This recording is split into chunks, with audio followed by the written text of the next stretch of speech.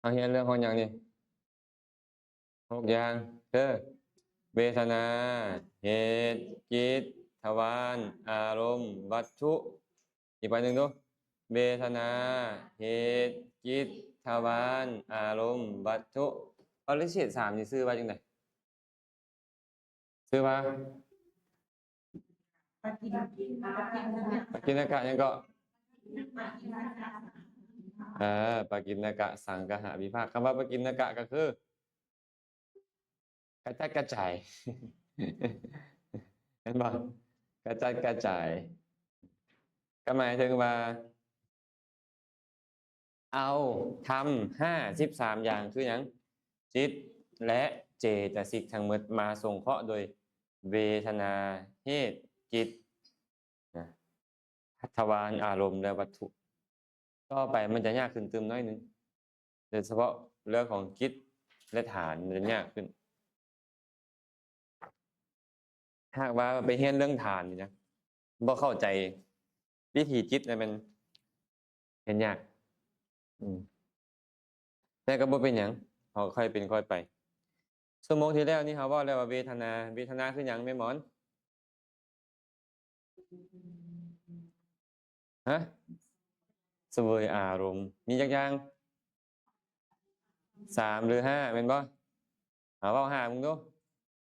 สุขทุกข์โสมนัสโทมนัสอุเบกขา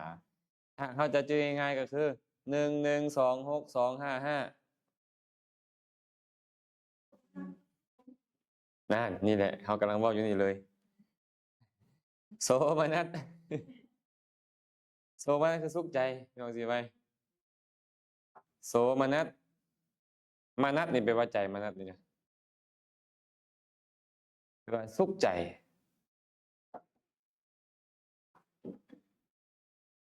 แต่ว่าสุขนี่นะหมายถึงสุขกายหากเขาเว้าโดยเวทนา3บัดเนี่ยรวมสุขใจและสุขกายเข้านำกันว่าสุขรวมทุกข์กายและทุกข์ใจเข้านำกันว่าทุกข์แต่หากแบ่งเป็นเวทนา5ทุกข์กายก็อย่างหนึ่งทุกข์ใจก็อย่างหนึ่งทุกข์ใจนี่เป็นสิ่งที่ต้องละทุกข์กายบ่เป็นสิ่งที่ต้องละบ่ได้แม่หมอนพระสัมมาสัมพุทธเจ้าก็ละทุกข์กายบ่ได้ยังหิวปะยังกระหายวะทุกข์หรือทุกข์หิวกระหายนี่หนาวบ่ร้อนบ่ปวดอุจจาระปวดปัสสาวะบ่ทุกข์หรือทุกข์ทุกข์กายละบ่ได้โรคภัยไข้เจ็บต่างๆเป็นทุกข์กายในทุกข์ใจนี่คือโทสะมันต้องละบ่แล้วมันเป็นเหตุแห่งหยังเหตุแห่งอบายทุกขติวินิบาตนะเนาะแสดงว่าโสมนัสหมายถึงสุขใจสุขหมายถึงสุขกายเนาะมันก็แบ่งเวทนาเป็น5ชื่อได้บ่1 1 2 6 2 5 5 1แรกคือทุกข์กาย1ที่2คือสุขกาย2คือทุกข์ใจ62สุขใจและ55คืออุเบกขาชื่อยากบ่อย่าไปเอาคนมื้ออื่นเอามื้อนี้ก่อน น่าจะชื่อง่ายเนาะปั๊บเอาผู้ใดอยากจื้อไงอันนี้เป็นเห็ด1 1 6 2 2 5 5แต่ว่าเขาอยากจื้อง่ายขึ้นกับ1 1 2 6 2 5 5เอาตัวนี้ขึ้นมาก่อนมันก็จื้อง่าย1 1 2นะแต่หลายๆคนก็อาจจะแบบนี้ได้สุขทุกข์โสมนัสโทมนัสอุเบกขาก็ไล่ไปเลย1 1 6 2 2 5 5ก็ได้แล้วแต่สิจื้อเด้อแล้วแต่สิจื้อ1 1 6 2 2 5 5ก็ได้จบแล้วเวทนาเคยได้ยินแบบนี้แม่ผมเคยได้ยินว่าคนบางคนบอกว่าข้าน้อยนี่เวทนาหลายเพิ่นว่าตกลงกันเฮากับเขานี่ขณะจิตแต่ละขณะจิตของเขาหลายกว่าเฮาบ่หรือจังได๋เพราะเวทนามันเป็นสัพพะจิตตสาธารณเจตสิกแม่นผู้ใดอันบ่มีเวทนาหลายเพราะมีในจิตทุกดวงแม่นบ่แต่เขาบ่เข้าใจเขาเข้าใจว่าทุกข์มันเป็นเวทนาของเขา เมื่อเวทนามันยังแห้งตอนใกล้ตายนะอาจารย์ที่จะได้ผมตอนใดก็บ่มีเวทนานี่ แสดงว่าเพิ่นอยากซื้อแนวนึงเนาะแต่ว่าสภาวะมันหันผิดไปซื่อๆจบเลยเด้เวทนามีผู้ใดสงสัยหยังบ่ถามเลยสิขึ้นเหตุได้บ่นี่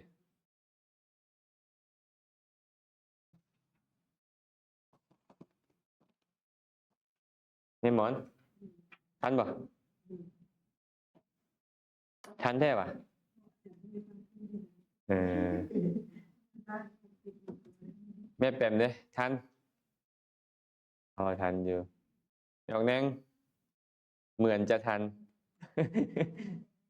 เออดีนะอ้าวผ่านแล้วเวทนาผ่านแล้วมาเหตุบ่นี่เหตุเขาเรียนมาแล้วได้เหตุน่ะสะเหตุกาจิตอาเหตุกาจิตเอาเรียนมาแล้วแม่นบ่เหตุคือหยังเหตุรากเหง้าของจิตคำว่ารากเหง้าคือเหตุให้ตั้งมั่นมูลรากที่เฮ็ดให้จิตตั้งมั่นเอิ้นว่าเหตุ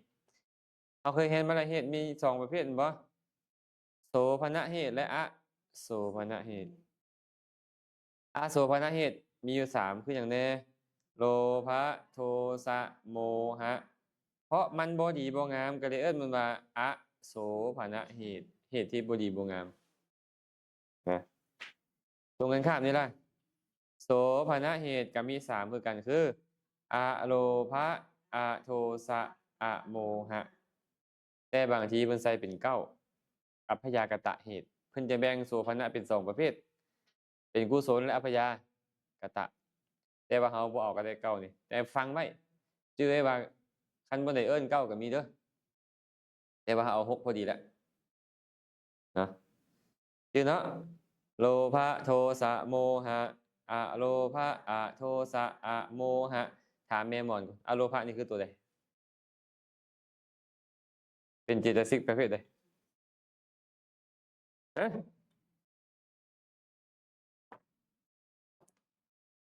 ก็อโลภะเจตสิกตัวคำทาได้แม่หมอนเนี่ยมีคนมาคำทาจังนี่ได นี่อโลภะอยู่นี่เด้เออนี่แหละตัว1ใน19นั่นแหละโสภณะสาธารณะเจตสิกนี่นะโทสะก็นี่แหละโมหะก็ตัวปัญญาตัวปัญญามาเบิ่งต่อฮู้แล้วเนาะเหตุมีเนาะจำแนกเหตุ6บัดเนี่ยแสดงว่าจิต89อะนะแม่นเอาสิไว้มันมีอเหตุกะจิตอยู่เท่าไหร่10 18ต้องเอา89มาลบ18เพราะเฮากำลังเว้าเรื่องเหตุแม่นบ่89ลบ18ได้เท่าไหร่71แสดงว่าจิตที่มีเหตุมีอยู่71ดวงจิตที่มีเหตุมีอยู่71ดวงที่บ่มีเหตุ18ดวง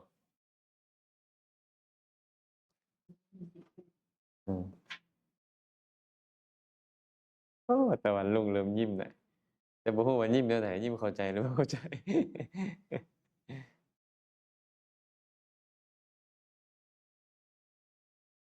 จือบ่จิตมีทั้งหมด89แม่นบ่เมื่ออเหตุกะจิต18แล้วบ่มีเหตุก็แสดงว่าจิตที่มีเหตุต้องมีแค่71ดวงสเหตุกะจิต11เขียนไว้เนาะเบิ่งมานี่เบิ่งนี้เพิ่นบอกว่าถึงเหตุจะมีหลายอย่างก็ตาม แต่ในที่นี้หมายเอาเหตุที่เป็นรากมูลของจิตเท่านั้นเหตุนี้หลายแนวขนาดเลยแต่ว่าเอารากมูลเบิ่งนี่ตั้งใจฟังเด้อเหตุกะจิตมี18เอกเหตุกะจิตมี2เอกเหตุกะหมายถึงจิตที่มีเหตุเดียวได้แก่หยังได้แก่โมหะมูลจิต2ทวิเหตุกะจิตที่มี2เหตุมี22ดวง22ดวงนี้คือหยังโลภะมูลจิต8โทสะมูลจิต2เป็น8บวก2เป็น10และมหากุศลมหาวิบากมหากิริยาญาณวิปยุตอีก12 10บวก12เป็น22ที่เหลือ47ดวงเอิ้นว่าติเหตุกะจิต 47หรือ79เป็นปะเป็นติเหตุกะจิตไปซี่ให้กันเบิ่งเลยดีกว่าเนาะไปซี่ให้เบิ่งเลยอ่ะมาเบิ่งเด้อไอ้หมอนจิตที่บ่มีเหตุมีจักดวงก็นี่18ดวงนี่เห็นปะฉะนั้น89เอาตัวนี้ออกปุ๊บเหลือ71นี่นะแบ่งเป็นเหตุหนึ่งมี2เหตุ22และ3เหตุ47เอาเบิ่งกันเนาะเอา2 เป็นไรเนี่ยฮะบ่แม่นเอ้ย71ทำไมเดี๋ยวสิอธิบายให้ฟังตื่มแต่ว่าอยากให้ชื่อจำนวนก่อนเนาะให้ชื่อจำนวนกันเด้อจิตมีทั้งหมด89นั่นนะบ่มีเหตุไปแล้ว18มันเลยเหลือ71นี่เป็นเหตุเดียวนี้2ดวง2เหตุ22ดวงและก็3เหตุ47ดวง2บวก22เป็น24 24บวก47เป็น71มาเบิ่งบัดนี้ไม่ออกสิไว้เพิ่นถามเมื่อกี้นี่ยังบ่เข้าใจครับว่าเหตุเดียว2เหตุมาเบิ่งเพิ่นบอกว่าเหตุเดียวมีแค่โมหะมูลจิตไม่ออกสิไว้เบิ่งนี้เด้อโมหะมูลจิตนี่2ดวงนี่นะมันมีหยังเป็นมูลถามก่อนแม่อธิบายอกุศลเนี่ยเอิ้นว่ามูลแบบใดอโสภณเหตุแม่นบ่มันมี3อย่างแม่นบ่โลภะโทสะโมหะแต่ว่ามันบ่แม่นจิตประเภทโลภะนี่นะมันเป็น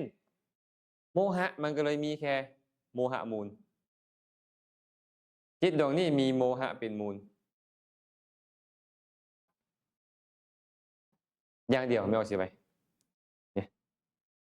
ก็เลยเอิ้นว่าเหตุเดียวเข้าใจปะมีแต่แมนจิตดวงนี้มีแต่โง่อย่างเดียวบ่มีโลภบ่มีโกรธอย่าลืมได้ว่าโมจตุกะเจตสิกขณะมันเป็นทองพื้นจิตประเภทนี้อยู่แล้วมันบ่อย่าลืมเด้อฟังท่านบ่นี่แม่หมอนแสดงว่าโมหะมูลจิตมีเหตุเดียวคือโมหะเหตุเนาะเอิ้นว่าเอกะเหตุกะเอกะเหตุกะจิตมีผู้ใดบ่ทันถามเด้ไปเรื่อยเด้หน้าตาคือเป็นจังซั่นแม่ออกผิวพรรณ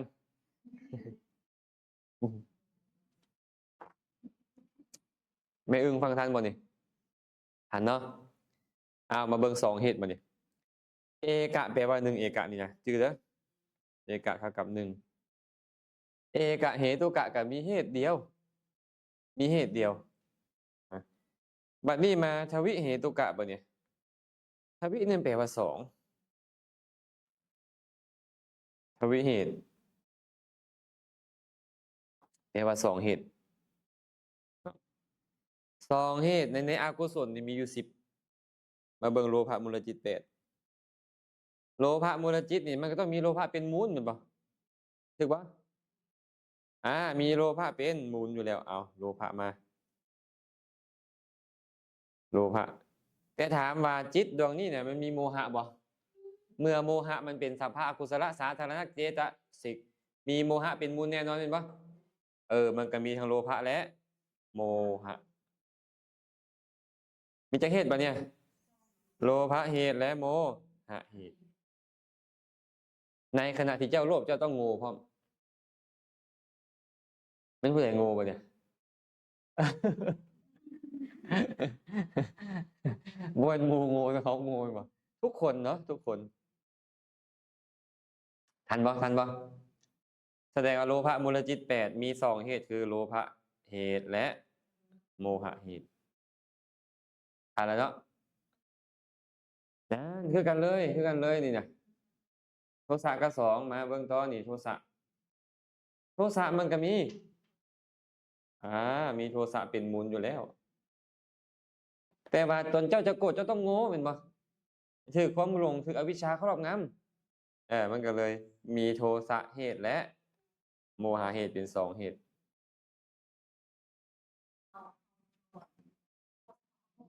แม่นเพิ่นก็เลยโกรธคือโง่โมโหคือบ้าเพิ่นว่าเขาต้องเป็นแบบนั้นนำแน่นอนอืมอืม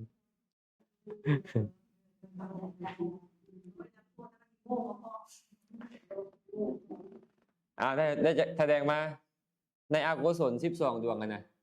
เอกเหตุ2ไปอีก10เป็นทวิเหตุแต่ทวิเหตุตัวนี้เนี่ยมันเป็นอกุศลเหตุเนาะไปหาทวิเหตุในโสภณะบัดนี้โสภณะมีจักดวงโสภณะมีจักดวง4แม่นจังเทื่อโสภณะมันก็มี50 9หรือ91เนาะแต่ว่าเด้อมันจะมีทวิเหตุก็เฉพาะกามวจรโสภณะเท่านั้นนี่ญาณวิปยุตเห็นบ่จากดวงญาณวิปยุตนี่แม่หมอนฮะอ่านี่แหละ12ดวงนี่แหละนี่ญาณวิปยุตนี่อืมตัวอื่นบ่มีโอกาสเป็นตัวอื่นมีปัญญาหมดรูปวจรอรูปวจรโลกุตระมีปัญญาหมดแน่นอนแต่ตอนที่เฮ็ดบุญนี่น่ะมีปัญญาก็มีบ่มีปัญญาก็มีเนาะทั้ง12ดวงนี่น่ะเพิ่นเลยมันว่าทวิเหตุทวิเหตุหรือทวิเหตุกะจิตเนาะมีเหตุ2คือหยังล่ะอโลภะเห็นบ่ได้โทสะอ้าวคือบ่มีอโมหะอโมหะเป็นปัญญาตัวนี้ปัญญาวิปยุตหรือญาณวิปยุตมันก็เลยบ่มีปัญญาแสดงว่าเฮ็ดบุญแต่ละเทื่อเนี่ยต้องมี2เหตุแน่นอนต่ำสุดคือ2เหตุอืมอ้าวเมื่อเจ้าเฮ็ดบุญ2เหตุมันส่งผลได้แล้วบัดเนี่ยฮะมันก็ส่งผลเป็น2เหตุนี่แหละนี่เห็นบ่เจ้าเป็นปฏิสนธิเจ้าก็ได้เหตุ2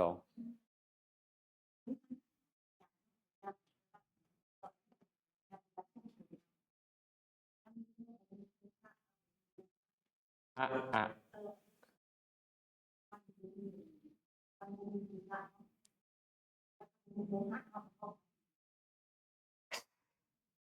อาตมาสิเว้าใหม่เด้อตัวนี้นี่ต้องใช้คำว่าอะโทสะกับอะโลภะมันเป็นโสภณะแล้วเด้อย่าลืมเด้บ่โลภบ่โกรธบ่หลงเนาะอืมนี่เห็นบ่นี่อะโลภะกับอะโทสะมันเป็นสาธารณะแม่นบ่แสดงมันต้องรองพื้นจิตที่เป็นโสภณะทุกดวงแต่ปัญญานี่เกิดขึ้นกับบางดวงคันมีทั้งอะโลภะอะโทสะทั้งอะโมหะตัวนี้นี่จังค่อยรวมเป็นติเหตุแต่มันได้แค่ทวิเหตุสมมุติว่านี่นะพวกเขาเฮ็ดบุญด้วยจิตประเภทที่เป็นภวิเหตุอย่างหลายมันก็ส่งผลเป็นภวิเหตุคือกันหรือเป็นอเหตุ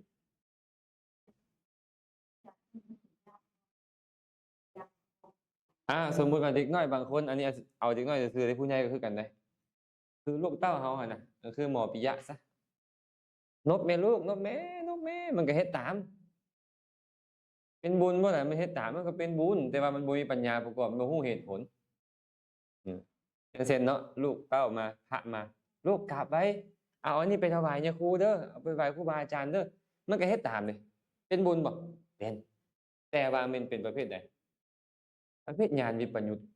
มันบ่รู้เหตุรู้ผลเฮ็ดตามผู้ใหญ่เว้าซื่อรู้แต่ว่ามันเป็นความดีแต่บ่รู้เหตุรู้ผลไอ้แบบนี้มันบ่มีปัญญาประกอบถ้าบุญแบบนี้ได้โอกาสส่งผลถึงมันจะมีกำลังมันก็ส่งผลได้แค่เหตุ2เพราะตัวมันก็มีแค่เหตุ2อืมเข้าใจเปล่าเนาะถ้าหากว่ามันอ่อนกำลังเติมซ้ำบัดเนี่ยมันก็ส่งผลเป็นอาเหตุนี่แหละตัวไปเกิดกับตัวนี้แหละเกิดจังไสล่ะบ้าใบ้บอดหนวกกระเทยติดอ่างพวกนี้แหละอืมอ้อเก่งแท้ล่ะพ่อแกกุศลมีกำลังได้อยู่บ่พวกเราเนี่ยระวังไหน เฮ็ดบุญอยู่แต่ไปเกิดเป็นกระเทยนี่ก็ยุ่งเลยเนาะ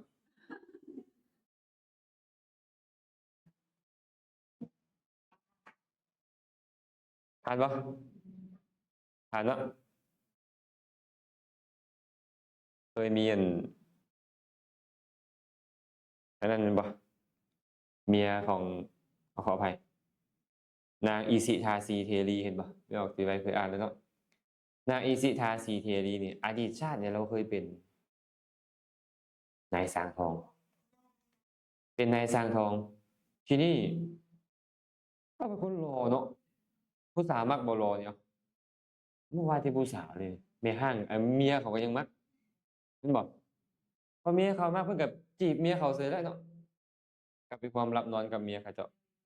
เอิ้นมาจังนี่กาเมสุมิจฉาจารตายแล้วตกนรกเห็นบ่ถามว่าเราบ่เคยเฮ็ดบุญเลยบ่เฮ้ยเคยนั่นแหละ แต่ว่าบุญบ่ได้โอกาสส่งผลหรือไปนรกพ้นจากนรกแล้วก็มาเกิดเป็นลิงเด้เกิดเป็นแบะเด้เกิดเป็นงัวเด้จนมาเกิดเป็นคน เกิดเป็นคนก็ยังมาเป็นกระเทยก่อน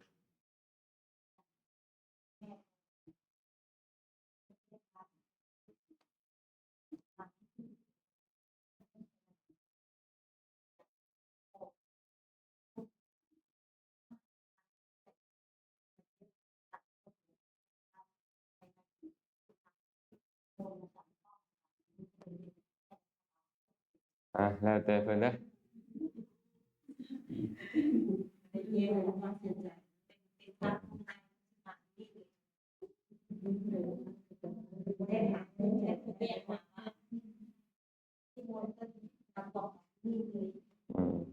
ได้เอาเลย มาก็ได้บุญเนาะ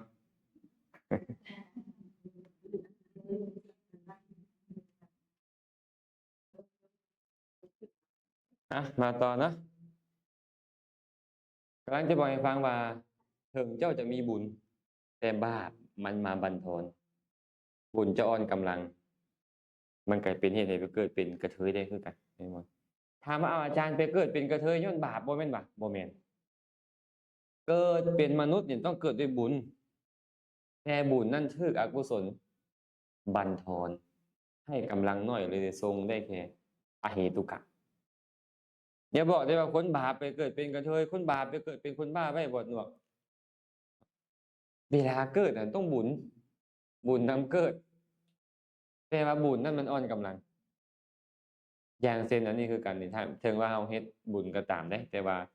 บุญมันบ่ประกอบด้วยการสร้างนะบ่มีความตั้งใจไว้ก่อนกำลังหายใจบ่ผ่องใสนึกถึงแล้วก็ใจเสียหายจังซี้เวลามันได้โอกาสส่งผล มันก็ส่งผลได้อ่อนกำลังลงเนาะ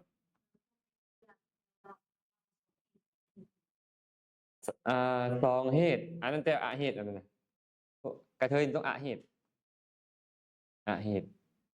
แต่ว่าบ่ว่าจะเป็นทวิเหตุที่เอิ้นว่าสองเหตุนี้ก็ตามอเหตุที่บ่มีเหตุก็ตามบรรลุธรรมบ่ได้บรรลุธรรมบ่ได้เด้ต้องเป็นติเหตุกะบุคคลเท่านั้นจึงบรรลุธรรมได้ต้องสามเหตุจึงค่อยบรรลุธรรมได้อาจารย์สุพลเพิ่นเลยเว้ามื้อนั้นน่ะโอ๊ยเห็นบ่เออเออ๋อชื่อที่ว่าไม่ออกผิวพรรณโอ๊ยเออเออ๋อเพิ่นว่า4กลุ่มกลุ่มโอ้ยก็คืออกุศลส่งผลอกุศลส่งผลก็ไปเกิดในนรกกำเนิดเดรัจฉานเปรตวิสัยก็โอ๊ยอยู่หั่นแหละน่ะทรมานแม่นบ่นี่ล่ะบุญนี่น่ะบุญส่งผลแต่ส่งผลเป็นอเหตุกะบุคคลกลายเป็นบ้าใบ้บ่เนาะ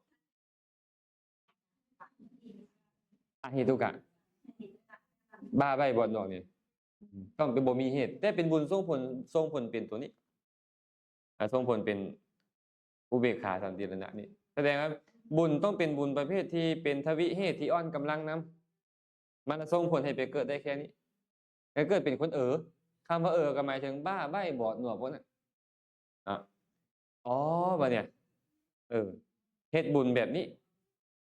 กำลังแฮงได้แค่แบบนี้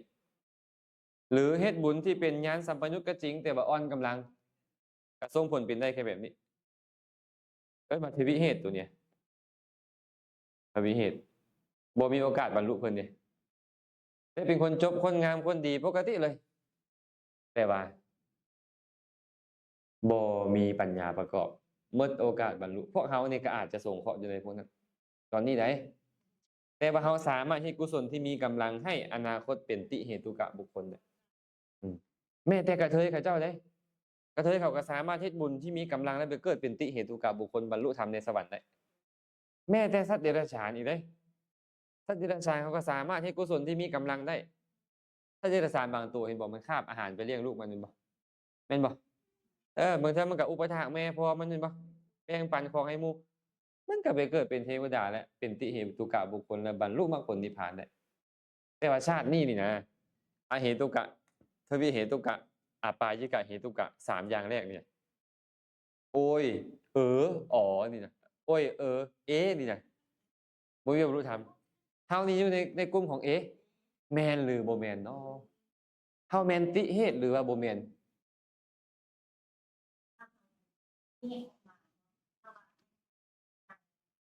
เฮ็ด1เป็นแบบนี้เฮ็ด2เป็นแบบนี้จักออกมาเป็นแบบนี้เขาน้อยว่าเข้าใจมากมันสิมีทั้งหน้ามีแน่นอนเพิ่นจะเอามาแจ้งแยกละเอียดเลย แต่ตอนนี้เฮาอยากให้รู้ก่อนว่าอันใดเป็น2อันใดเป็น1เป็น3ซื่อๆมันบ่แม่นจังว่ามันยังอยู่นะตอนนี้น่ะยังอยู่นะคันว่าเจริญฌานได้ปุ๊บอ๋อนี่แม่นแล้วนั่นแหละแต่อันนี้ยังเฮานี่บ่แม่นโอ๊ยบ่แม่นตรงเนี้ยบ่แม่นทั้งโอ๊ยบ่แม่นทั้งยังอยู่นี่ยังอยู่อันแม่นหรือบ่แม่นอยู่นี่อาจจะเป็น2ก็ได้อาจจะเป็น3ก็ได้ท่านผู้ที่เขาเจริญฌานได้ปุ๊บอ๋อแม่นแล้วเฮาแม่นแล้วโอเคแล้วตกลงมาต่อไป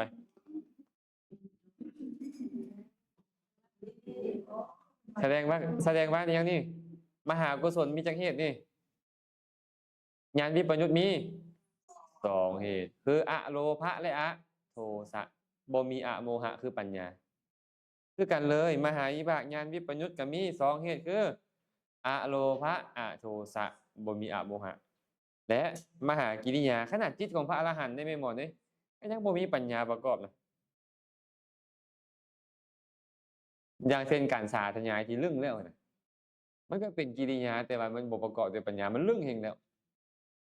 คือเฮาไหว้พระสวดมนต์น่ะนะประมาณนั้นเข้าใจบ่แม่มอนโอกาสที่จะเป็นทวิเหตุกะในโสภณะทั้งหมดจึงมีได้แค่12อย่างนี้ ได้ตกเถียง500ตัดมันคือตัดมันคือขาดนั่นสิมันอ๋อมันก็มีกุศลอื่นกระตุ้นเตือนนำแต่ว่าอุปนิสัยให้มันได้มาฟังธรรมหั้นน่ะมันก็อุปนิสัยของตัวนั้นให้ได้มาฟังธรรมแม่นคันว่าตอนนั้นน่ะมันเลื่อมใสแล้วมันใส่ใจว่านี่เป็นคำสอนของพระพุทธเจ้าเนาะบ่เข้าใจก็ยาคันมันใส่ใจได้แบบนั้นน่ะมันก็ยังชื่อว่าเป็นติเหตุกะได้นะเนาะแต่อุปนิสัยที่มันตั้งใจฟังหั่นน่ะมันจะจัดสรรให้มาได้ฟังธรรม คือเข้าที่ถ้าใช้คำสอนเจ้าจังได๋เป็นถ้าเจ้าปรับเป็นคำสอนเจ้าแล้วถ้าเว้าอะไรแล้วจะใช้ใจ ตอนที่ใส่ใจได้ก็เป็นปัญญาแหละตอนที่ใส่ใจได้แท้เลยแต่ว่ามันซับไปซับมาคืออาตมาเว้านั่นแหละส่วนหลายแล้วมันเป็นทวิเหตุแต่บ่ได้หมายความว่าจะเป็นทวิเหตุทั้งหมดเอาไปออกมันได้ที่พิจารณาตามเลยได้พิจารณาตามให้มันเข้าใจเต็มคันเฮาแปลได้แล้วดีเด้บ่แม่นบ่ดีเด้ดีหลายเด้บ่แม่นแต่ว่าคันว่าตัวใดมันแปลบ่ได้ก็มีเนาะเฮาก็แต่ที่สำคัญคือการตามระลึกถึงอิติปิโสภะคะวาอะระหังสัมมาไอ้พวกอิติปิโสภะคะวาอะระหังสัมมาสัมพุทโธไปการจะไปตามระลึกถึงคุณมันยากแต่ใจจดจ่ออยู่บ่จดจ่ออยู่อย่างน้อยมันก็ต้องเป็นกุศลที่ญาณวิปยุตคันเข้าใจนำพร้อมแล้วดีหลายแม้แต่ตอนให้ทานนี่นะอ้าวให้ทานเนาะ ตอนที่พวกเขาให้ทานอยู่นี่เพิ่นว่าสัพพุริสถานเคยได้ยินบ่สัพพุริสถานมี5ประการเนาะ1ให้ด้วยความเคารพ2ให้ด้วยความอ่อนน้อม3ให้ด้วยมือตัวเอง4บ่ให้ของที่จะทิ่มจะเสีย5รู้เหตุรู้ผลแล้วให้ทานไอ้คำว่ารู้เหตุรู้ผลนี่คือหยังมีปัญญามีปัญญาประกอบรู้ว่าการให้ทานนี่มันเป็นปัจจัยให้ได้รับประโยชน์สุขในมนุษย์โลกแดเทวโลกแดเกื้อหนุนต่อพระนิพพานแดไอ้ตัวเนี้ยเอิ้นว่าปัญญาขั้นตอนให้ทานกับปัญญาประกอบมีปัญญาได้บางคนเขาคิดแบบนี้ว่ากุศลทานนี่บ่แม่นบ่มีปัญญาครับไปวัดแค่ให้ทานบ่ได้ปัญญาเข้าใจป่ะไปต้องไปฟังธรรมต้องปฏิบัติธรรมจังได้ปัญญาแสดงว่าเขาบ่เข้าใจว่าปัญญาคือหยังเขาบ่เข้าใจว่าปัญญาคือหยังต้องฟังธรรมจังได้ปัญญาไอ้ฟังแล้วอยู่ได้ปัญญาบ่คือพวกเขานี่ดิบ่กล้าบอกว่าได้ปัญญา ตอนเข้าใจก็มีปัญญาเกิดขึ้นเนาะตอนบ่เข้าใจก็บ่มีปัญญาตอนอยากให้ผัวที่ผัวโทรทำเอ้าฟังธรรมอยู่เด้บ่แม่นแต่ปัญญานะบุญก็บ่เกิดนะตอนนั้นน่ะนั่นแหละโทสะเกิดแม่นบ่ฟุ้งซ่านเด้เอ้าฟุ้งซ่านคิดนำให้หน้าตาก็อิหยังตอนนั้นเป็นบุญหรือเป็นบาปนั่งฟังธรรมอยู่ได้ก็บาปคือเก่ามันไวขนาดนั้นน่ะเนาะ เรื่องเป็นรัก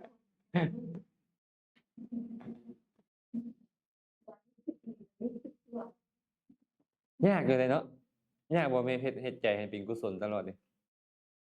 ยากเนาะคันง่ายอะแม่เพชรบ่ได้นั่งอยู่นี่ได้อรหันต์แล้วได้แม่เพชร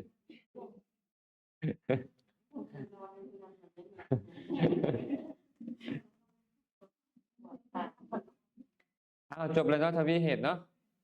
เข้าใจบ่บัดนี้ทวีเหตุในโสภณะมีได้แก่กามวจรโสภณะเท่านั้นที่มีโอกาสเป็นทวีเหตุในรูปวจรอรูปวจรโลกุตระเป็นติเหตุอย่างเดียวเนาะเอา47มาเบิ่งบัดนี้ลบเท่าไหร่ขออภัย12บวก47เป็นเท่าไหร่59แสดงว่าเป็นติเหตุไป47เป็นทวีเหตุ12มาเบิ่งนี้บัดนี้ทวีเหตุเนี่ยอกุศล10แม่นบ่ถูกบ่โสภณะอีก10 12 10บวก12เป็นเท่าไหร่22ครบบ่ติเหตุ47ถูกบ่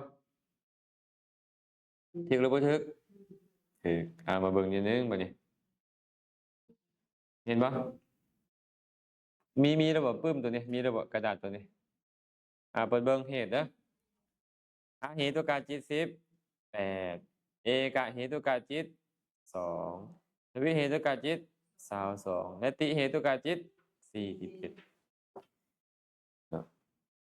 เหตุกะเฮาฮู้แล้วนี่18ดวงหั่น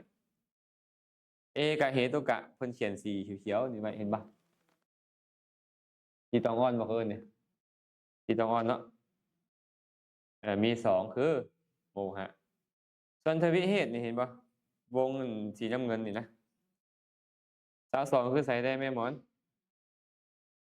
ในอกุศลโลภะและโทสะมูลจิต10และกามวจรโสภณะญาณวิปยุตอีก12เนาะส่วนมหัคคตะโลกุตระติเหตุแน่นอนติเหตุแน่นอน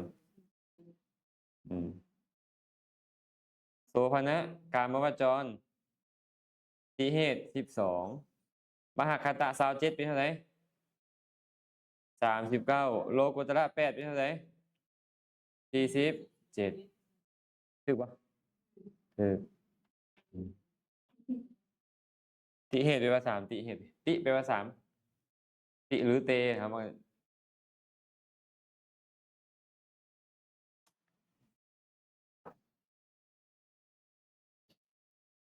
ทันบ่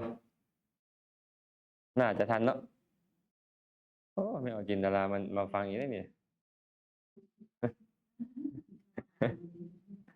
ฟังก็สิเข้าใจบูขนาดผู้นั่งอยู่นี่ยังตาเลือกอยู่นี่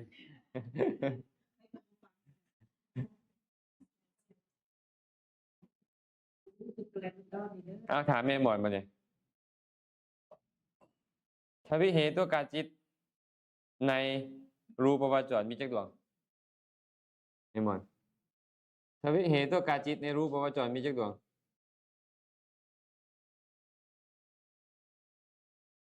ทวิเหตุกาจิตในรูปวจรมีบ่บ่มี กันยังบอกแล้วมันมีแต่กามวจรทวิเหตุกะมันอยู่แต่กามวจรแต่เป็นกามวจรโสภณะ12กามวจรอาโสภณะ10ถามไม่ผิดปะเนี่ยติเหตุกะจิตในรูปวจรมีจักดวง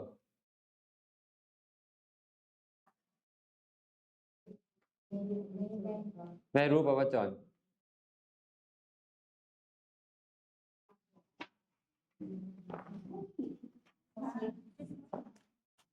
มันสิมีฮอด27อันรูปวจรมีติเหตุกะจักดวงจักดวง ก็มีหมดนั่นแหละก็บอกอะไรที่ว่ามันมหคตะโลกุตระเป็นติเหตุกะแน่นอนโอ้ยคำถามหลอกเลยเนาะ คำถามหลอกนิงเอกะเหตุกะในกามวจรโสภณะมีจักดวงเอกะเหตุกะในกามวจรโสภณะมีจักดวง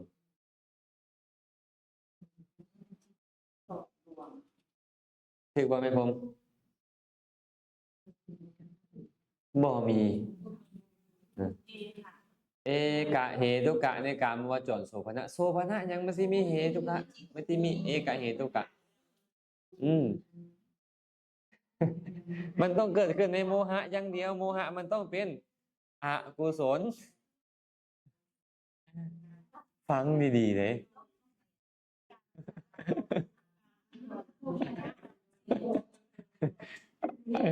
ซื้อกันยังจื้ออยากได้อะไรบอก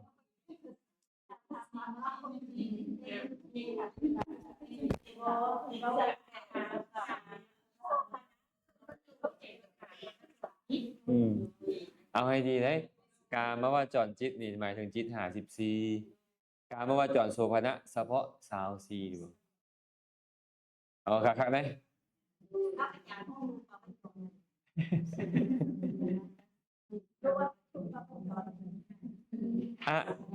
อะโสภณะคันอโสภณะจิตมีกี่ดวงอโสภณะนี่อโสภณะจิตมีกี่ดวงมี30ดวงอโสภณะเหตุมีกี่ดวงมีจักอย่าง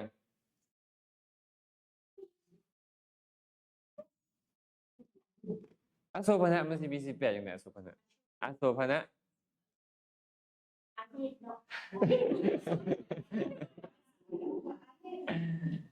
จิตที่มีอโศภณะเหตุก็มี12ดวงอโศภณะเหตุก็โลภะโทสะโมหะนะมันก็ต้องมีในอกุศลจิต12ดวงนั้น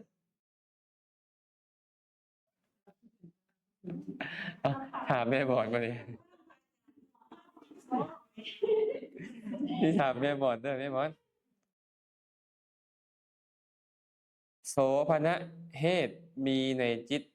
จักดวง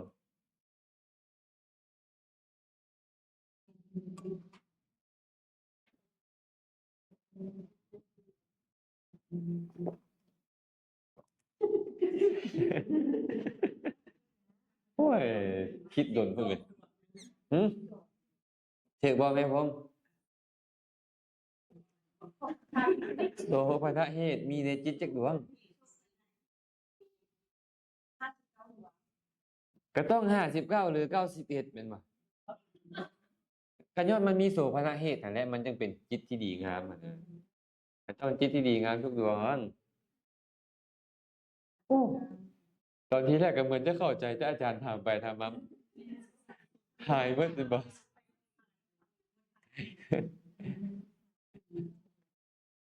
่ บางเทื่อเขามักถามแบบนี้เลยคือนางหนิงนี่นะเขาเจ้ามักถามนะมาถามต่อ อันนี้บ่ต้องให้เขาถามเขาขึ้นเลยปะเนี่ยถ้าเป็นเหตุตัวการจิตในอกุศลมีจักดวงถามเขาเลย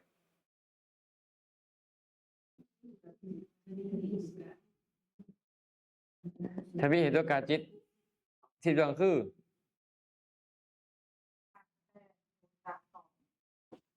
อโมหะนี่ท่านน่ะโอ้สาธุคือได้ดิเนาะคือในตอนนี้แหละขี่รถกลับก็ลืมแล้วอืม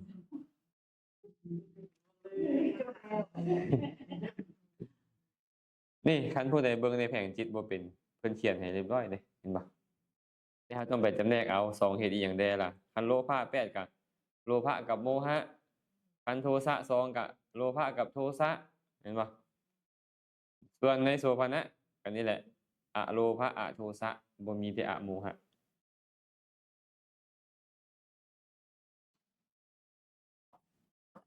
จบเลยได้นี่ สอบเดียว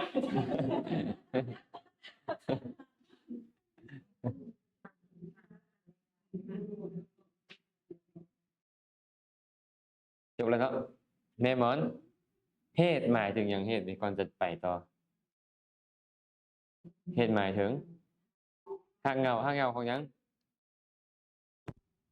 ถ้าเงาที่เหตุให้จิตตั้งมั่นจิตที่ตั้งจิตที่มีเหตุมันจะตั้งมั่นได้ดี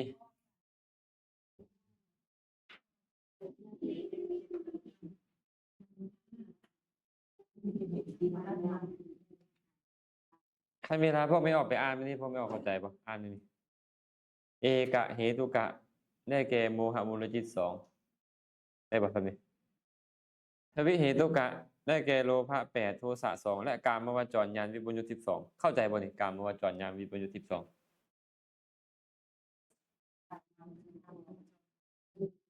เข้าใจป่ะกามวจรญาณวิปยุตมีจักดวงจักดวงกามวจรจิตมีจักดวงกามวจรญาณวิปยุตมีจักดวง12บ่ประกอบกับญาณก็หมายถึงกามวจรโสภณะที่บ่ประกอบกับญาณนั่นแหละ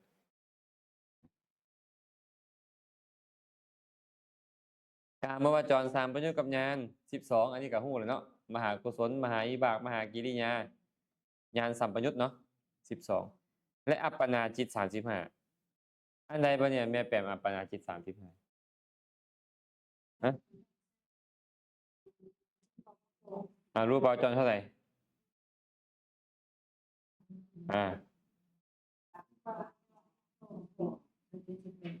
อย่างนี้ไปดิครบบ่รวมเป็นเท่าไหร่เนาะ35โอ้ถึกเสยเนาะเป็นหยังเพิ่นคือเอิ้นอัปปนาจิตเพราะจิตมันแนบแน่นจิตพวกนี้เนี่ยเป็นฌานแต่ว่าฌานประเภทโลกุตระก็เอิ้นว่ามรรคผล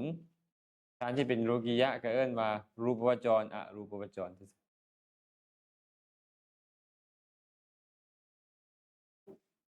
ผ่านบ่โอ้มันสิหมดเล่มหนึงเลยบ่จักนี่คันเรียนไปตอนมื้อนี้นี่มื้อละเล่มนี่บ่ทันเฮาได้ผู้ไปมื้ออื่นนี่เนาะ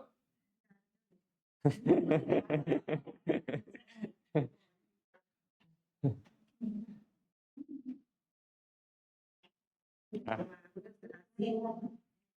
มาต่อกันกิจ14อย่างและฐาน10อย่างกิจ14และฐาน10มาเบิ่งอธิบายคำว่ากิจน้อยหนึงเนาะกิจคือหยังกิจเนี่ยหน้าที่หรือสิ่งที่ต้องที่ต้องหยังก็ต้องกระทำสิ่งที่ต้องเฮ็ดนั่นแหละว่ากิจมีบ่กิจมื้อแลงเนี่ยนึ่งข้าวเป่าไฟไม่ว่าอยากกินแล้วนึ่งกินเอง หน้าที่นั่นเองเอิ้นว่ากิจเนาะกิจจังภาษาบาลีคำว่ากิจจังนี่นะมาจากกะระธาตุ เนาะลงลัมมะปัจจัยลงฤทธิ์จากปัจจัยขอไป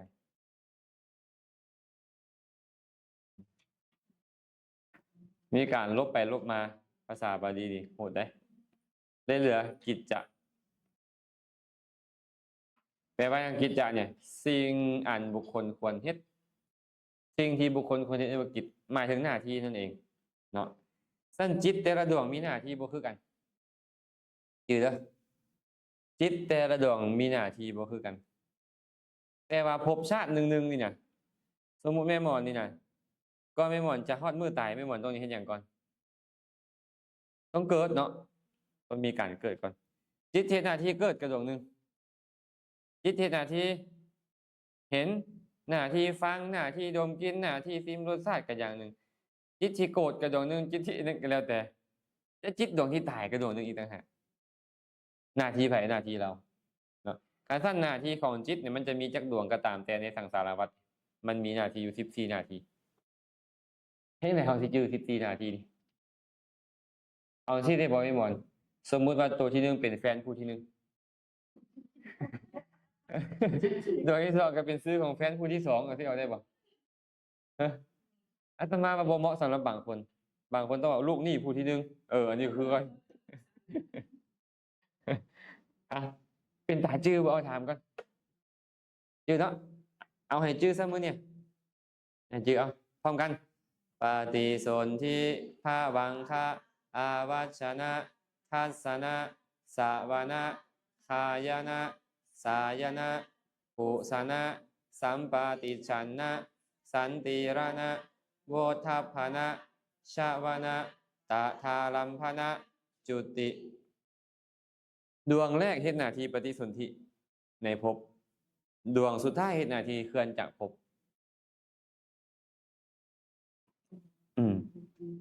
สองตัวเนี่ยมีโอกาสเกิดขึ้นตัวละครั้งแต่ก็เอิ้นว่าหน้าที่ของมันเนาะเอาจากรอบจังสิเจอพร้อมกันอีกเด้วยปฏิสนธิภาวังคะอาวัชนะทัสสนะสาวนะคายนะสายนะปุสนะสัมปติชันนะสันติรนะโวทัพพนะชาวนะตะทาลัมพนะจุติปฏิสนธิภาวังคะอาวัชนะทัสสนะสาวนะคายนะสายนะปุสนะสัมปติชันนะสันติรนะโวทัพพนะชาวนะตะทาลัมพนะจุติ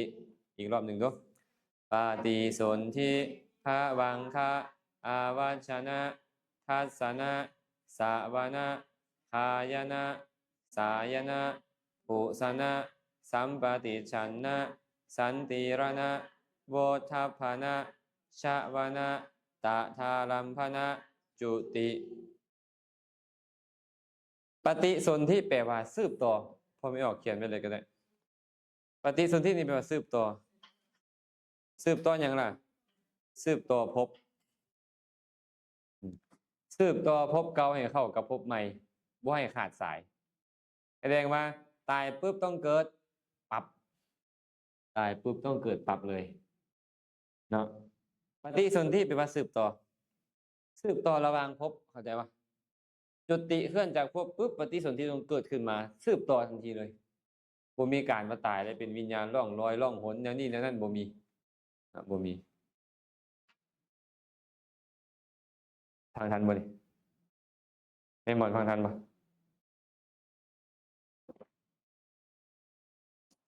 มาต่อเนาะอันนี้อธิบายให้ฟังแต่ละอันก่อนเด้อภวังคะแปลว่าองค์แห่งภพภวังคะนี่มาจาก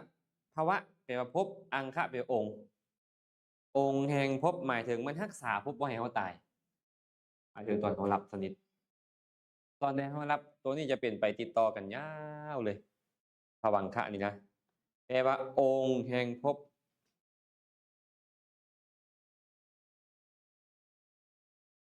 องค์แห่งภพได้แก่รักษาภพ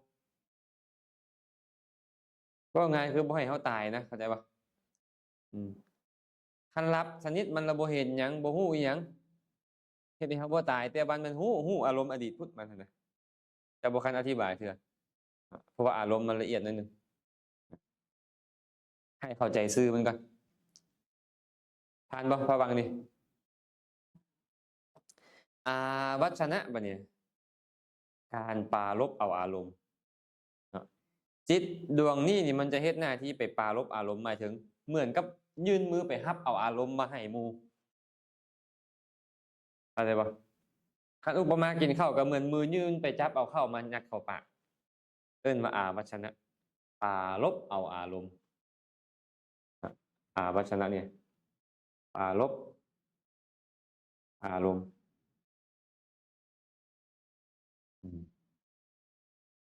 เหมือนยืนมือขึ้นไปจับเอาอันใดอันหนึ่งมาพิจารณานะทัศนะบ่เนี่ยเคยได้ยินกับเจ้าว่าไปทัศนศึกษาบ่ไปเฮ็ดหยังไปทัศนศึกษาบ่แม่นไปเรียนรู้ว่ะไปเบิ่งทัศนะก็คือจิตที่เฮ็ดการเบิ่งการเห็นคนละดวงได้แม่หมอนจิตที่เบิ่งบ่แม่นจิตที่ฟังจิตที่ฟังก็บ่แม่นจิตที่เบิ่งเป็นต้นนะเนาะจิตดวงนี้น่ะเฮ็ดหน้าที่เห็นการเห็นหรือการเบิ่งนั่นเองเนาะง่ายบ่สวนะเคยได้ยินบ่วันธรรมสวนะแม่นหยังวันธรรมสวนะวันแห่งการฟังธรรมสวนะตัวนี้ก็เลยเอิ้นว่าฟังจิตที่เฮ็ดหน้าที่ฟังหรือเฮ็ดหน้าที่ได้ยินตัวได้ยินกับตัวฮู้นี่คนละอันได้แม่หมอนเด้นะคายนะบัดเนี่ยจิตเฮ็ดหน้าที่สูดกินคายนะแปลว่าสูดกินหรือดมกินได้แก่คานวิญญาณนั่นแหละที่เขาอธิบายทีหลังทีก่อนสูดกินตัวเนี้ยหรือดมกินนั่นแหละสายนะบัดเนี่ยจิตที่เฮ็ดหน้าที่ซิมหน้าที่ซิมการซิมนี่เอิ้นว่าสายนะซิมต้องซิมหยังซิมสีหรือซิมฮู้ซิมเสียงซิมรสชาติบ่มีเท่าไหร่ซิมสีนะสีคืองามแท้เอามาซิมมึงดูเพิ่นว่า ความจริงแล้วมันซิมสีหรือซิมรสชาติซิมรสชาติผ่านบ่แม่งแนงเหมือนจะผ่านนั่นบ่เหมือนจะผ่านต่อไปภุสนะกับผัสสะอันเดียวกัน กระทบการกระทบจิตที่เฮ็ดหน้าที่กระทบเอิ้นว่าภุสนะจิตการกระทบคือภุสนะมันกระทบต้องกระทบกันหยังโพธัพพารมณ์หมายถึงมันไปฮู้โพธัพพารมณ์นั่นเองการเฮ็ดหน้าที่กระทบนั่นแหละเอิ้นว่าภุสนะกิจต่อไปบ่เนี่ยสัมปติฉันนะสัมปติชนะแปลว่าการรับเอาเขาเอาจากหยังล่ะรับเอาสิ่งที่ได้เห็นได้ฟังได้ดมได้ซิมและได้กระทบมานะต่อจากจักขุโสตคานชิวหากายวิญญาณฟังกันบ่รับอารมณ์ต่อเนาะเราจังเอาแผงจิตมาให้เบิ่งให้ฮู้ทำนี้ก่อนต่อไปบ่เนี่ยสันติรณะแปลว่าการพิจารณาจิตที่เฮ็ดหน้าที่พิจารณาเอิ้นว่าสันติรณจิตมีจักดวงสันติรณจิตเนี่ยมี3ดวงเห็นบ่3ดวงนั่นน่ะนะมันเป็นอเหตุกะหมดเลยเนาะอุเบกขา2โสมนัส1นี่แหละ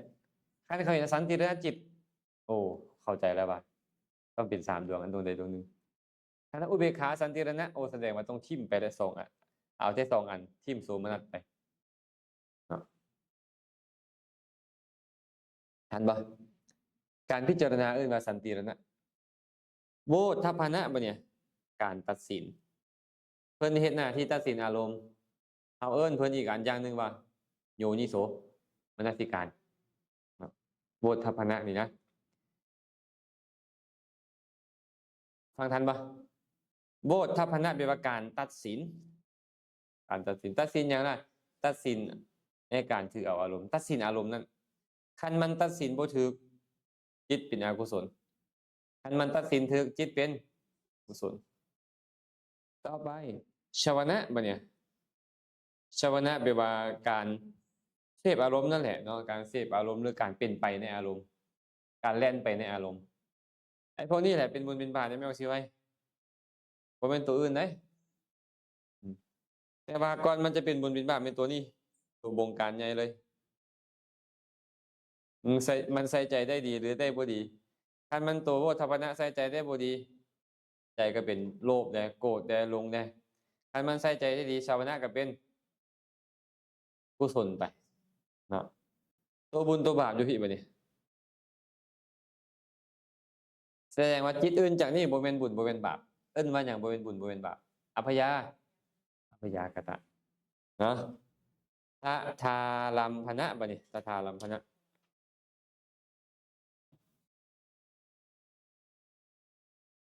ตถาลัมพนะแปลว่าการเสพอารมณ์นั่นต่อการรับอารมณ์นั่นต่อจากอย่างต่อจากชวนะ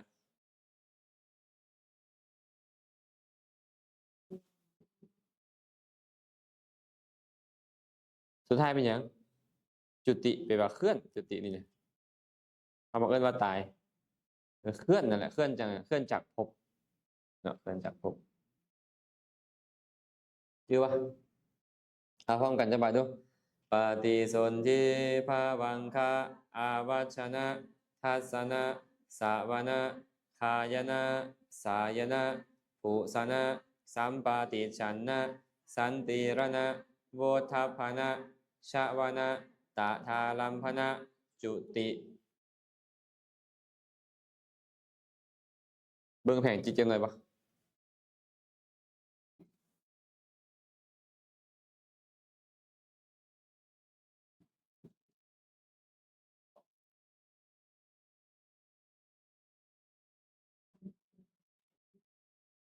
เมมอนสมมุติว่าเมมอนกำลังจะตายนี่คือสินานอยู่ดอกอาตมาเบิ่งละทรงผมกับเปลี่ยนใหม่ละ เอามาเบิ่งนำกันสมมุติว่าเอาทางมโนซะเนาะเอาทางนี้ซะทางปัญจทวารตอนผู้ใดผู้หนึ่งใกล้ตายเนาะวิธีตายเลยอันเนี้ย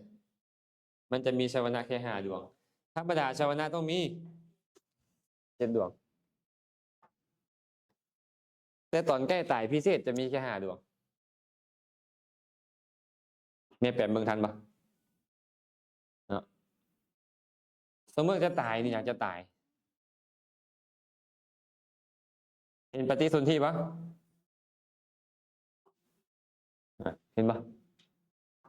ดวงนี้นะปฏิสนธิเนี่ยต้องเกิดต่อจากจุติแน่นอนเห็นปะนับตั้งแต่ที่มาฮอดจุติเอิ้นว่าภพเก่า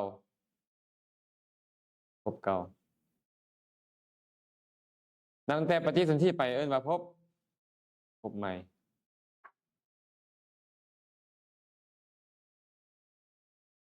ฟังทันปะ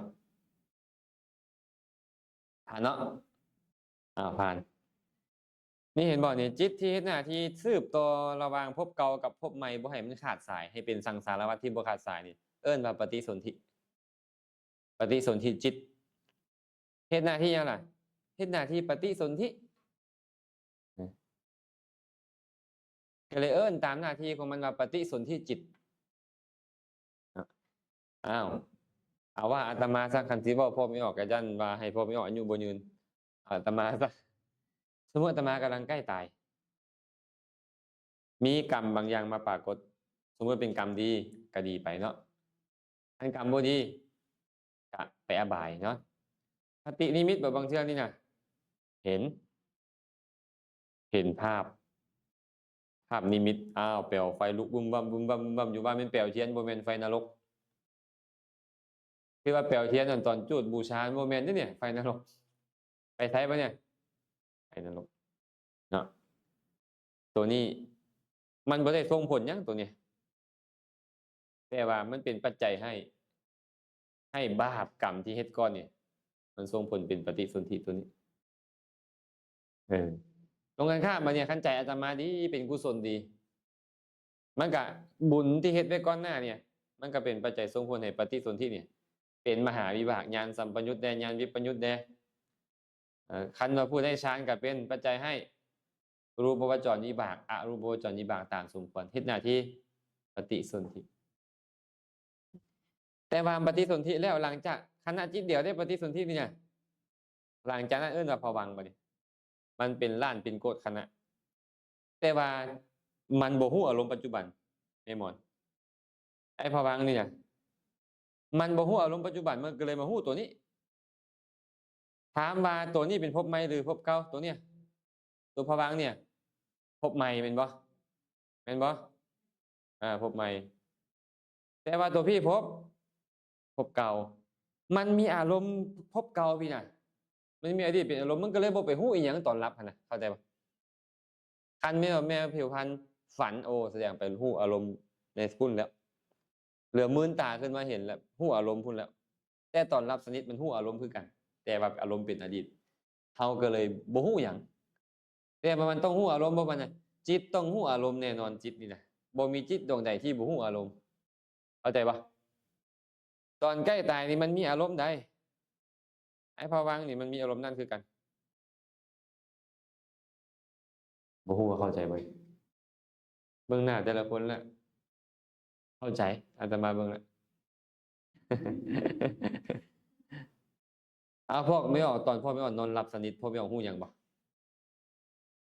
แต่ว่าจิตมันต้องบ่มีจักเทื่อจิตบ่ฮู้นะมันต้องฮู้เนื่องจากว่ามันบ่ได้ไปฮู้ปัจจุบันขณะนั้นมันก็เลยมาฮู้อดีตแบบนี้เฮาก็เลยบ่ฮู้หยังเฮานี่นะแต่จิตน่ะมันฮู้เข้าใจบ่มันต้องมีอารมณ์แน่นอนจิตนี่นะแม่หมอนคันตัวนี้มีกรรมเป็นอารมณ์มันก็มีกรรมเป็นอารมณ์คันตัวนี้มีคตินิมิตมีกรรมนิมิตเป็นอารมณ์มันก็มีอารมณ์เหมือนกับอารมณ์ตอนใกล้ตายของสัตว์แล้วเขาก็เลยบอกว่าค่อยบ่ฮู้เรื่องหยังเลยแต่ว่าจิตมันต้องฮู้เพราะจิตชื่อว่าจิตย้อนหยังคิดหรือฮู้อารมณ์ทันบ่แม่อึ้งเหมือนจะทันแม่นบ่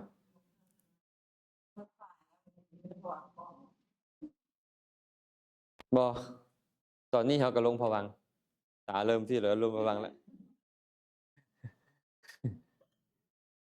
มันแต่ว่าหลังจากปฏิสนธิปุ๊บมันต้องลงภวังค์เลย และจึงค่อยมาขึ้นวิถีบัดนี้วิถีทีแรกต้องเป็นโลภะเพราะพอใจในการเกิดวิถีจิตแรกไหนแต่จิตดวงแรกต้องเป็นปฏิสนธิต่อจากปฏิสนธิต้องเป็นภวังค์แน่นอนเป็นภวังค์ไปตามลำดับแล้วจึงค่อยขึ้นสู่วิถีว่ายินดีในการเกิดบัดเจ้าจะบอกว่าค่อยบ่อยากเกิดบ่อยากเกิดก็ตามแต่มันต้องเป็นโลภะยินดีในการเกิดแน่นอนเลยหลังจากนั้นก็เป็นโทสะเป็นโมหะเป็นหยังได้แหละอยู่ในท้องพุ่นนะมันก็เป็นของมันอยู่แบบนั้นแหละมันก็เป็นของมันแต่ว่าร่างกายก็เริ่มก่อตัวไปตามระดับก็จริงแต่จิตมันฮู้แบบนี้อยู่เลยจิต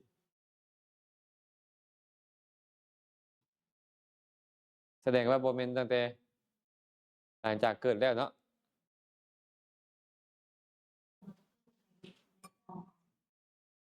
มันมีการมันกับความอยาก ต้องอยากแน่นอนอาตมาเลยว่าเมื่อกี้นี่เห็นบ่วิธีจิตแรกของมันต้องอยากหยังอยากในการเกิดนะพอใจในการเกิดนะอยากได้นี่อยากได้นั่นจะเป็นนี่เป็นนั่นก็ตามมาทีหลังแต่ขณะแรกปุ๊บมันต้องอยากในก่อนแน่นอนและมันมีความบ่พอใจบ่มีมีไม่หมอนฝันเห็นหยังไปเห็นผู้บ่าวโอ้เพิ่นนี่อาจารย์กระจายเป็นบุญไปแต่ว่าบุญตัวนั้นน่ะมันบ่มีกำลังพอในการจะนำเฮาไปเกิดแต่ถ้าเฮาตายในขณะฝันไปนั่นน่ะนะจะไปสุคติได้คันฝันเห็นผีหลอกเด้บัดนี้คนถือมีดไล่ฆ่านี่เป็นบาปบัดนี้ใจบ่พอใจโทสะเห็นบ่ฝันขึ้นมาอยู่เห็นบ่ตกใจเนาะหายใจอยู่เห็นบ่ขนาดฝันได้น่ะแม่อึ้งเอ้ยเป็นอกุศลเด้สังเกตตอนโทสะเกิดบ่ใจเป็นจังได๋คือกันเลยอาตมามีบางเทื่อนี่ฝันละตอนยังบ่ได้บวชเนาะฝันละฝันจะโดดหน้าผาเบิ่งไหม โดดยึกตีนกษัตริย์ไปโลดต้องหู้เมื่อขึ้นมานิดหนึงแล้วก็รับต่อไปอีเป็นแบบเก่าสินะอ๋อแสดงว่าเฮานี่เฮาบ่ค่อยแผ่เมตตาใจของเฮาบ่ค่อยเป็นกุศลมันก็เลยเป็นปัจจัยให้ฝันให้ครับคันช่วงใดแผ่เมตตามันก็บ่มีบ่เห็นพี่เห็นสร้างอิหยังอืมบ่ฝันบ่ดีหันนะฝันแต่แนวดีๆแต่ตอนใดบ่ได้เจริญเมตตาโอ้ไปนอนอยู่ป่าซ่าไปนอนอยู่ป่าฝันเห็นแต่ผีแล้วเนาะแม่นบ่อืมแบบนั้นเนาะ คันว่าแม่หมอนฝันบัดนี้ฝันเห็นผู้บ่าวบักหล่อๆหนึ่งผู้บ่าวก็ได้ฝันเกาหลีฝันดีบ่แม่หมอนนี่อ้าวคันเป็นมักเขาเดี๋ยวมันจะมีความโลภบ่โลภเนี่ยนอนหลับกันยังเป็นโลภแต่ตอนนั้นบ่ชื่อว่าหลับชื่อว่าฝันเนาะคันอภิธรรมนี่บ่เอิ้นว่าหลับในตอนนั้นน่ะตอนฝันนั่นน่ะคันวินัยนี่ยังเอิ้นว่าฝันอยู่คันท่านผู้เรียนธรรมะคำสอนของพุทธเจ้าต้องรู้ทั้งสองอย่างหลับในฐานะของพระอภิธรรมหรือในฐานะของวินัย เป็นฝันก็เป็นแต่ว่าฝันนี่มันบ่สามารถเฮ็ดให้เราไปเกิดนี่เกิดหั้นได้แต่มันเป็นเฮ็ดให้เราเป็นสุขเป็นทุกข์ได้เข้าใจบ่แต่นำเกิดบ่ได้เพราะมันเป็นกุศลที่อ่อนกำลังคันฝันดีก็ได้คันฝันบ่ดีก็เป็นอกุศลที่อ่อนกำลังแต่มันสามารถเฮ็ดให้จิตดวงอื่นเนี่ยที่เราเฮ็ดบุญเฮ็ดบาปไว้นี่พาเราไปเกิดได้เห็นบ่เขาฝันแล้วเขาเลยตายอืมแม่นๆฝันแล้วเลยตายฝันแล้วเลยตายอันนั้นเขาฝันเห็นแนวบ่ดี แต่จิตที่ส่งผลให้เขาไปเกิดใหม่นั้นเป็นต้องเป็นอกุศลดวงอื่นที่เขาเคยเฮ็ดก่อนมาฆ่าสัตว์บ่ลักทรัพย์บ่ประพฤติผิดในกามเว้าตัวบ่ตีหัวหมาฆ่าหัวแมวก็แล้วแต่แหละที่ผ่านมาพู้นน่ะบ่แม่นกรรมตอนเราฝันครับเข้าใจเปล่าเฮาทุกคนเคยเฮ็ดดีและบ่ดีมาหมดแม่นบ่ถูกบ่มันรอท่าส่งผลหรือยังมันรอท่าส่งผลแน่นอนถ้าแต่ว่ามื้อใดเจ้าตายมันก็ญาติกันส่งผลโลดแต่ทีนี้หั้นเราฝันดีอ้าวฝันดีก็ตายตอนฝันดี ก็นี่แหละบุญนั่นแหละมันได้โอกาสส่งผลน่ะแต่ตอนฝันขนาดฝันมันเป็นบุญบ่เป็นแต่มันบ่ส่งผลไปเกิดเข้าใจบ่แม่ม่อนตรงกันข้ามบัดนี้แม่ม่อนก็เคยฆ่าสัตว์เคยตบยุงเคยเตาะก้นหอยออมหอยใส่ผักอีเลิศมาเรียบร้อยแล้วแม่นบ่เฮ้ยแต่บุญหรือแต่บาปไปฝันเห็นหอยมาแม่ม่อนเจ้าฆ่าข้อยแม่นบ่สมมุติฝันไปแม่นบ่สิได้มีสติหรือบ่มีสติเนี่ยบ่มีสติแม่ม่อนก็โอ๊ยๆไปพู้นแหละบาปตัวพุ่นแหละ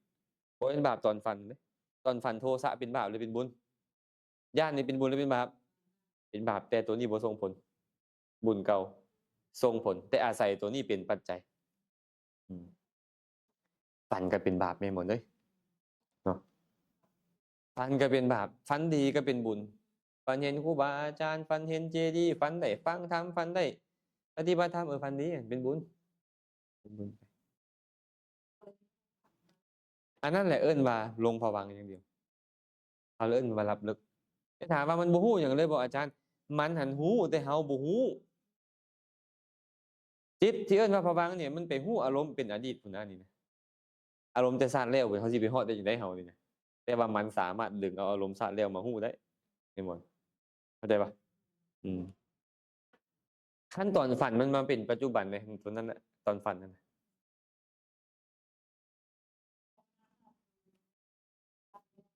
สวนะ5ตัวนี่เป็นจิตเดะมันบ่แม่นอารมณ์แต่ว่ามันมีอารมณ์ใดอันนี้ตอนเฮาใกล้ตายเนาะมันไปฮู้อีหยังสมมุติว่ามันเห็นภาพเปลวไฟในนรกซะสมมุติเนาะ สมมุติว่าตอนใกล้ตายนี่คตินิมิตเห็นภาพเปลวไฟนรกไอชาวนะ5ดวงนี่นะปฏิสนธิก็ต้องบาปส่งผลเนาะเวลาอันบุคคลรับมาก็ต้องเป็นภวังค์บัดนี้ภวังค์ก็ต้องมาฮู้แบบนี้แหละตรงกันข้ามบัดเนี่ยคตินิมิตเห็นภาพสวรรค์เห็นภาพวิมานในสวรรค์ซะกุศลที่เคยเฮ็ดไว้ก่อนหน้าพี่ก็ส่งผลให้ปฏิสนธิเฮ็ดหน้าที่ปฏิสนธิในสวรรค์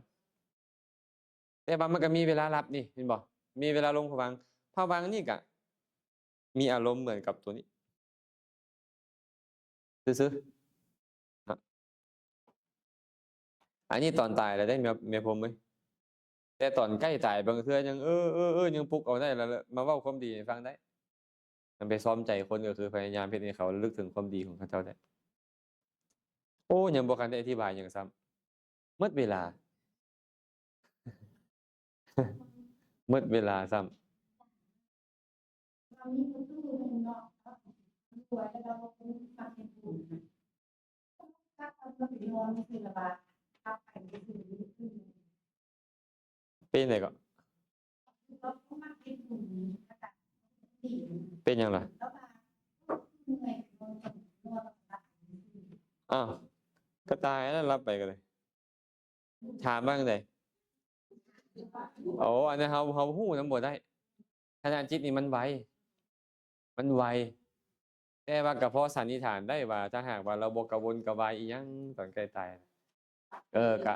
แบบรับไปเลยแบบบ่กระวนกระวายหยังก็ไปสู่สุคติได้เห็นแต่ว่าคือหมู่ห้องนี่มันก็บ่แม่นแล้วสุคติอะไรคันตายไปเลยบ่ได้เกี่ยวว่าจะเฮ็ดดีมาหลายหรือบาปมาหลาย แต่ตอนใกล้ตายสำคัญที่สุดบัดปรับปรุงใจได้บ่ใส่ใจได้บ่คันใส่ใจบ่ได้ก็คืออบาย ที่พวกเขามาเรียนเพื่อให้ฮู้ไว้ก่อนนี่น่ะแม่แปมตอนใกล้ตายเขาเป็นจังไดมาเขาจะมาปรับปรุงใจเขาคันผู้บ่ได้เรียนเลยเด้ก็บ่ค่อยมีสติแม่นบ่บ่ค่อยมีสติที่จะอันนั้นได้เรียนไปแล้วก็ดีก่อนแต่ว่าคันคือพระนี่บ่ได้เด้เรียนมาแล้วก็อย่าคันทุศีลอยู่อะศีลยังบ่ได้แก้ไขอะตายไปอบาย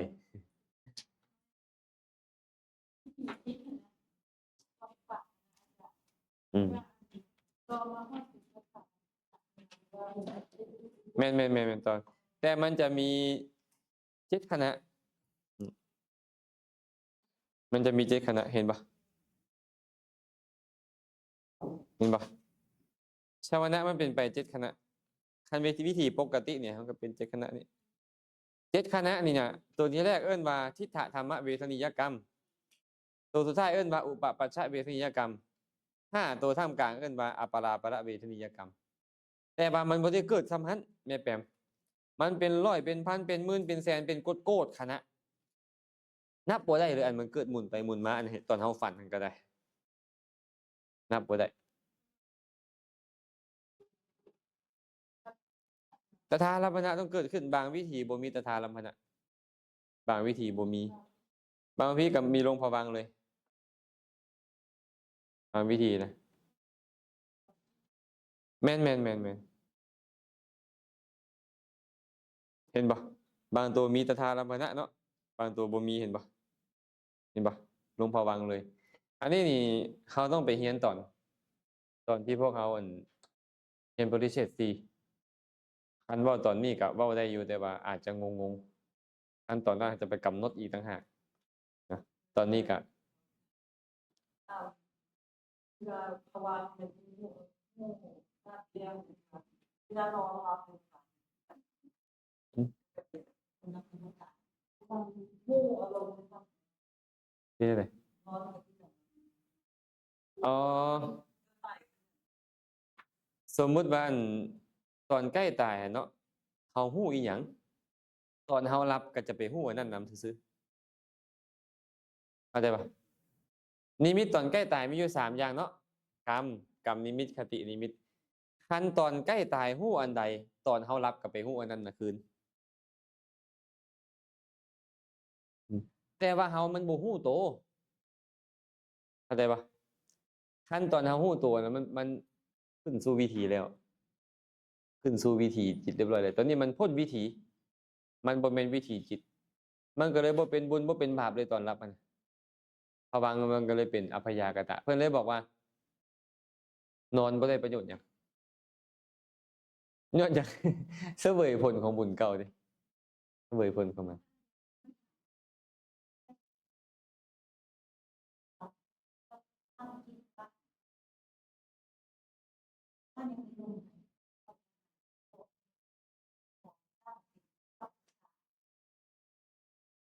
มันนอนไปมันก็หายใจเข้าหายใจเข้าก็ตัด เออกุศลมันก็เกิดตั้งแต่ตอนน้อมบูชานั่นแหละแต่ว่าหลังจากนั้นไปบางเทื่อก็โกรธหมู่อยู่ก็มีอ้าวนอนก็โกรธก็ขนาดฝันก็ยังโกรธ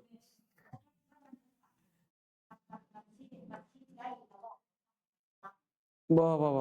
ตอนใดตั้งใจไว้แบบใดก็กุศลมันเกิดจากสัมพันธ์แหละภายหลังมันมาเบิ่งลมหายใจมันก็ยังฟุ้งซ่านอยู่ก็มี แต่ว่ากุศลตัวนั้นน่ะเพิ่นเขาน้อมไปขึ้นพระราชาของไทยแม่นบ่ขอถวายแผ่นดินนี่เป็นพุทธบูชาแม่นบ่กุศลมันก็เกิดส่ำนั้นแหละหลังจากนั้นเราก็ไปฆ่าหมู่เป็นบุญบ่อันนี้คือกันบางเทื่อนี่จิตของเฮานี่น่ะมันเปลี่ยนไปน้อยหนึ่งบางเทื่อก็ดีบางเทื่อก็บ่ดีดีบ่ดีจังซี่น่ะแต่ว่าก็หลับไปเลยคันหลับไปแบบสงบไปเลยแสดงว่ากุศลเกิดติดต่อกันในขณะที่เราจะตายอะนะอืมแต่คันเราเริ่มฟุ้งซ่านเริ่มรำคาญแล้วแสดงว่าตอนนั้นอกุศลมันเล่นงานเราเนาะ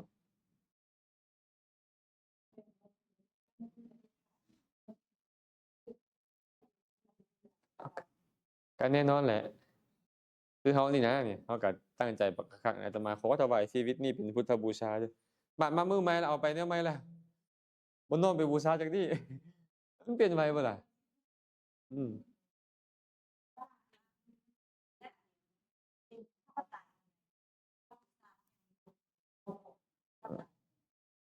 อันนี้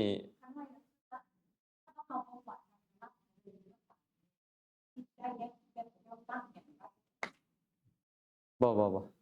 แต่ว่าเขาตั้งเริ่มไว้จังซั่นกุศลเกิดขึ้นได้แบบนั้นต้องเข้าใจแบบนี้ภายหลังว่าเป็นจังไดก็ตามแต่ว่ากุศลมันเป็นตั้งแต่ตอนเขาตั้งใจนะเห็นบ่พระเทวทัตตอนใกล้ตายอะพระเทวทัตนี่เป็นหยังกับพระพุทธเจ้าเป็นคู่เวรแม่นบ่เป็นคู่เวรตอนที่เรากำลังจะตายอะนะแผ่นดินสูบเราธรณีสูบเราเลยเด้ไฟนรกนี่พุ่งขึ้นมาไหม้แล้วอะนะเราก็เลยเหลือแต่คาคอเราขึ้นนี่เราก็เลยบอกขอถวายกระดูกและลมหายใจที่เหลือนี่บูชาพระพุทธเจ้าแต่ถึงจังซั่นก็ตามเรายังตกนรกคือเก่าขนาดเราเฮ็ดตอนใกล้ตายได้แม่นว่าสิไว้เอ้ยแต่ว่าเราไปเฮ็ดอนันตริยกรรมไว้มันขวางไว้แล้วจังได๋ก็ต้องตกนรกแก้ไขบ่ได้แต่ว่าใจมันเป็นบุญบ่ตอนนั้นน่ะเป็นบุญแต่ว่าวิถีจิตสุดท้ายแท้ๆเราก็ต้องใจเสียหายแล้วก็ต้องลงนรกอืม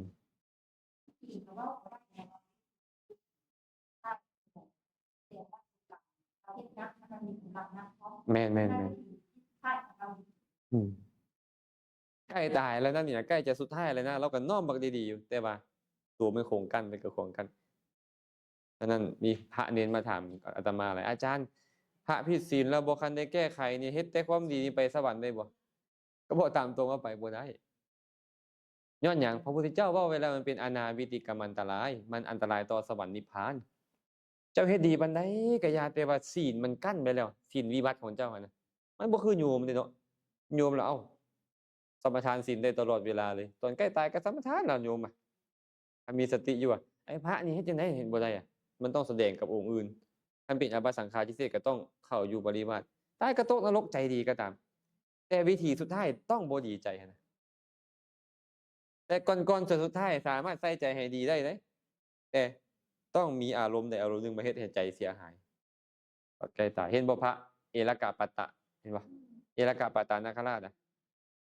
เด็ดใบไม้ใบเดียวเห็นบ่บ่ทำคืนอาบัติเลย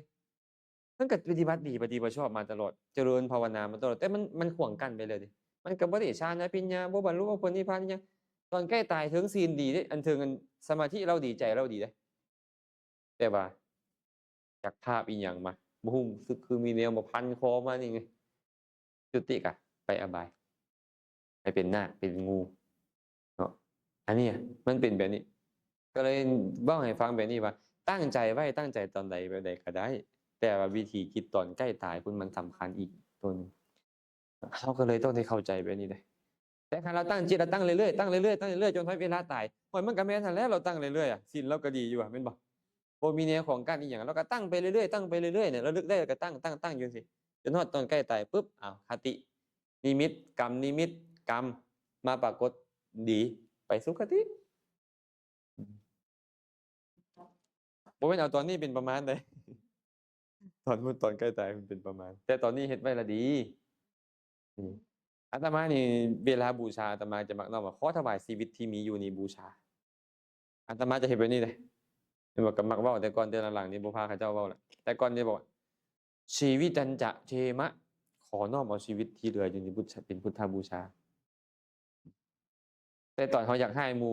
เอาอันนั้นมาไปบูชาบ่ได้เนาะ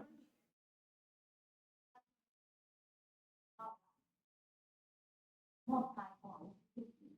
พระพุทธเจ้าไม่ได้มอบกายของ บ่เจตนาเราหั่นน่ะเจตนาอยากตัวบ่คันบ่มีเจตนาอยากตัวก็คือบ่เป็นหยังบางเทื่อตอนนั้นคิดอยากเฮ็ด บ่แน่บ่แน่เด้บางคนนี่คืออาตมานี่เว้าแล้วมอบกายถวายชีวิตอาตมาก็คิดแท้ตอนนั้นน่ะแต่ว่าตอนนั้นอยากให้มามันสิมีคิดอีหยังพอตบมันก็อยากตบแล้วเนาะแบบผิวพรรณเนาะอืมคือเป็นตาอายหมู่แม่นบ่เป็นตาอายตัวเองเนาะอืมอืมแต่ต้องเข้าใจไปนี่เลยคันชีวิตแท้ๆนี่มันอยู่เซลล์ขณะจิตเลยเด้อยู่เซลล์ขณะจิตก็เว้าก็ดีบ่เว้าก็บ่เป็นหยังบ่เว้าก็เป็นหยังเนาะพอเข้าใจบ่เนี่ยเข้าใจกันอยู่บ่นี่เข้าใจเนาะเข้าไปได้ครึ่งหนึงแล้วก่อนนี่เล่มหนึงนี่ไปได้ครึ่งหนึงแล้วเด้นี่แม่นบ่เนี่ยว่าก็สิบ่จบพุ่นบ่นี่คันบ่มีผู้บ่มาก็สิจบ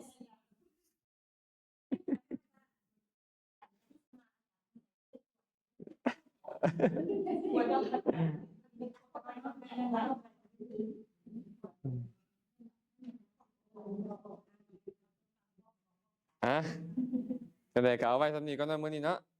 มื้อใหม่จังมาต่อก่อนสิเลิกลากันก็ตั้งใจให้ประกอบด้วย